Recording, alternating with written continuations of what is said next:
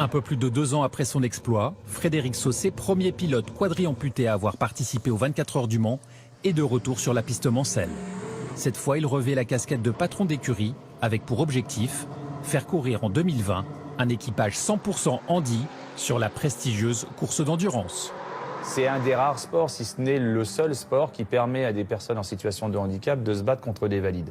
Et je crois qu'en plus, le défi est d'autant plus important quand on se bat avec des valides parce que y a des gens qui ont leurs bras, leurs jambes, et quand on arrive à les doubler, à être devant au niveau du classement, c'est vraiment jouissif.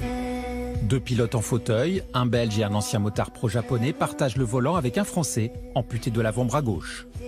Le trio a 2 ans pour progresser en se faisant la main au volant d'un prototype sur différentes courses européennes. On est là pour apprendre et le but c'est d'arriver très fort, avec un bon niveau aux 24 heures du Mans.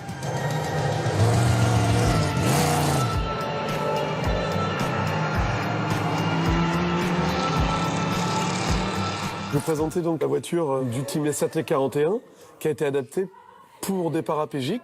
Tout d'abord le frein qui est relié directement à la pédale, l'accélérateur ici.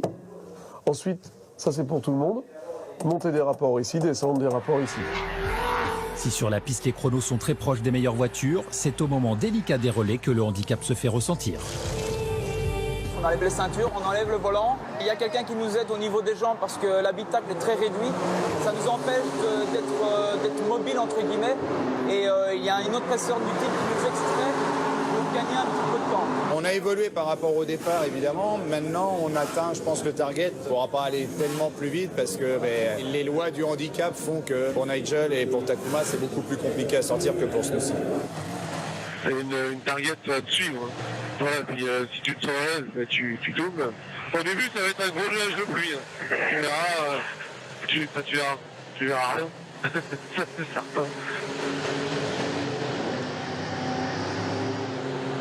J'ai jamais roulé avec ce style de voiture. Sur la pluie, dans des conditions pareilles.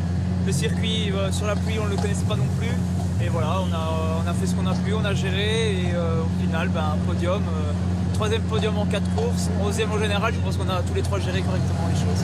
Je suis fier du travail accompli et tout le monde a bien roulé, il n'y a pas eu d'erreur, donc l'objectif s'éclaircit de course en course et voilà, c'est exactement ce qu'on avait besoin.